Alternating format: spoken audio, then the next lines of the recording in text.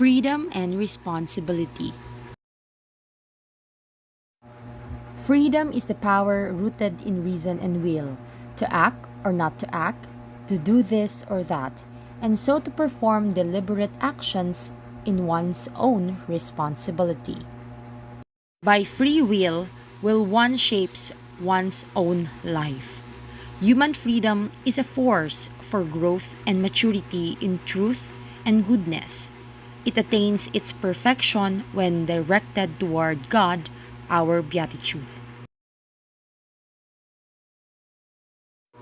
As long as freedom has not bound itself definitively to its ultimate good, which is God, there is the possibility of choosing between good and evil, and thus of growing in perfection or of failing and sinning. This freedom characterizes properly human acts.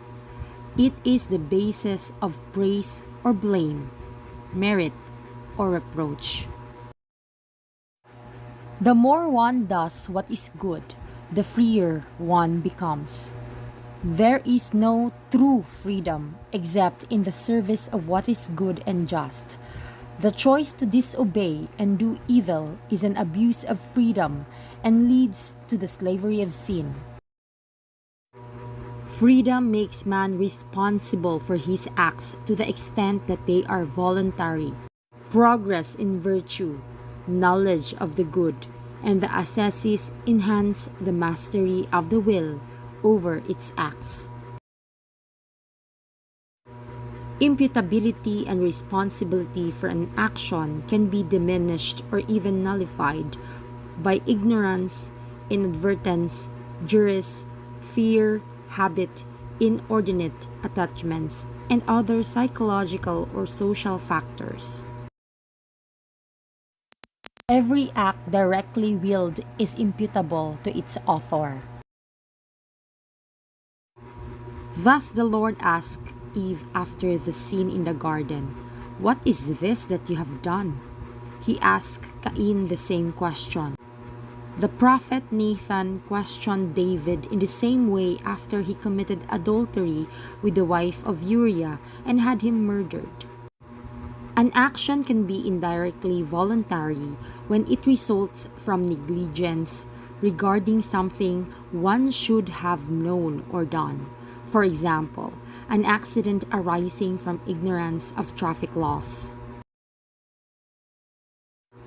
An effect can be tolerated without being willed by its agent.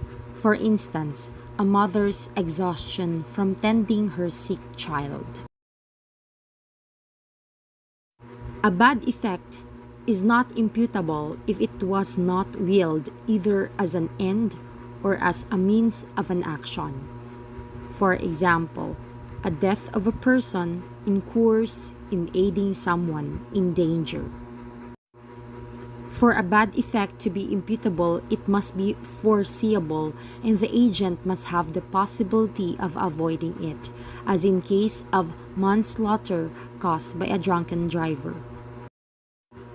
The last, freedom is exercised in relationships between the human beings.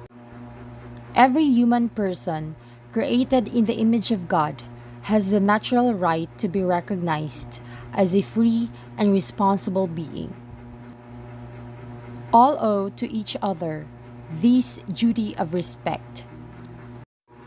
The right to the exercise of freedom, especially in the moral and religious matters, is an inalienable requirement of the dignity of a human person.